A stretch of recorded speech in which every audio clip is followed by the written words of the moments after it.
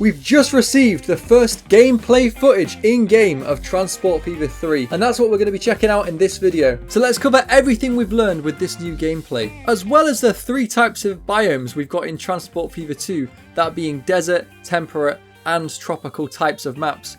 We've also got the Arctic and swamp, and this is basically adding some really murky sort of uneven ground at low level near the sea level, and it's also adding in those higher bits of terrain the Arctic, which is more snowy and rocky, and that's going to add some more variety to the gameplay. Can't wait to see that. There's going to be a gradual transition between these as well. And I feel like as well, something that might be cool, maybe later down the line, if they were to add in relation to these biomes different things. So for example, a swamp, the water levels may rise or fall, and it may flood some of the different infrastructure that's been built. Or maybe even if you have a track, say on the mountainside, there could be some kind of avalanche that's got to be cleared with a specialized sort of snowplow.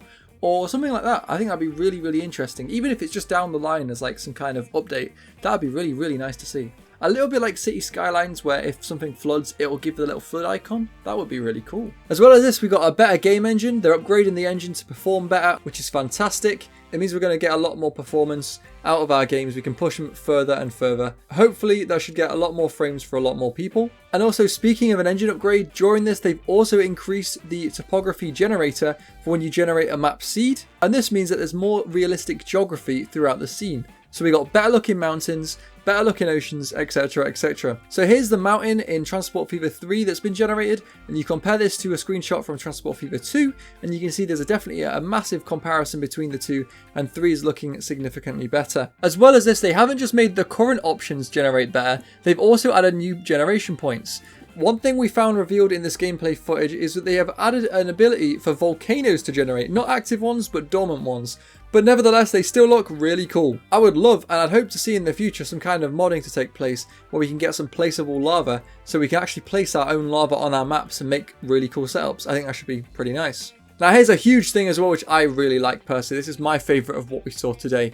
So in Transport Fever 2, if you want to pick something up or drop something off at an industry, you'll place down a truck station or a train station, and the vehicles will go to that station, drop off, and there will be like a little bridge connection, like a tendril to each industry from the station.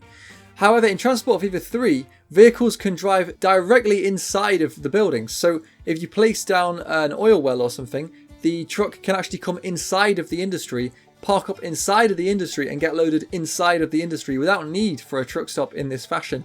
I think that's really awesome. And I actually did this in my Let's Plays. I would go with Build with Collision, which is a mod that allows you to build through things that are saying there's a collision error. And I would place roads inside, and I would do this exact same thing. I'm glad they've added this officially to the game, because this is really good stuff. Now speaking of industries, in Transport Fever 3, there is 30 total industries. That's double Transport Fever 2, which has 15 industries. And we know for a fact that they're going to add the oil rig, the dredge, and we can see also in this new gameplay the fishery being used. And all of these industries that are in the ocean are great because they put more of a focus on shipping, which was a big neglected aspect of Transport Fever 2, which we'll talk more about in a second. I think it's great to actually have a reason for our ships to go into the ocean and pick something up from the ocean, whereas before it was always like, oh, this ship could go somewhere and it could pick something up and follow the river. But typically the train could go in a straight line, or the truck could go in a straight line and just do a better job, so that's why ships were neglected a bit more, but we'll come back to that one in a sec. But I think it's great to see these new industries being put in place. And again, there's 12 more industries that haven't been released to the public yet, so there's lots more to come. Another big one is the day-night cycle. You've seen this before in the previous trailer, but I think it's worth mentioning. I really hope that the time of day affects the traffic on the road. So for example, in the mornings you'll have a rush hour, and in the evenings, like afternoon, you'll have a rush hour, and then throughout the day it'll be less traffic, so it comes in waves almost. I think that's going to add a bit more of an element of planning to the game, because you're going to want to be building your networks to deal with the maximum amount of traffic, and I think it's going to induce a little bit of chaos into the building system, which I think is always good. You don't want things to be static, you want things to be sort of dynamic and ever changing as the gameplay advances. Here's another one. So there's a mod in Transport Fever 2 that allows you to download things from the internet on the map, import them in, and sort of generate your local area or a specific place in the world. Well, you can actually do that by default in Transport Fever 3 now. They've added the ability to import height maps. That means if you want to play a map that takes place where you live in the real world, you can download that, and then you can put that into Transport Fever 3 and just play. The topography will be exactly the same as real life. That's really cool. That is really good. And that was difficult to pull off in Transport Fever 2. So I'm glad they've added that. Of course, included in this is the ability to do custom maps, same as Transport Fever 2, just thought it was worth saying. And they've also changed the generation to include a more difficult version of the geography that's generated. This is great because a lot of the maps in Transport Fever 2 are very flat, whereas a lot of the maps in Transport Fever 3 are very full of different amounts of terrain, like there's some swamps that are full of water you got to navigate, there's some mountains that are all rocky you got to navigate, different things that are a bit more extreme than Transport Fever 2.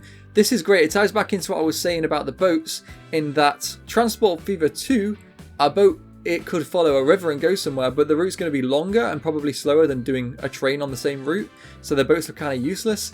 Now having the train setup or the truck setup be harder through these more rough terrains, it actually gives a reason for boats to be used, like at least a bit more.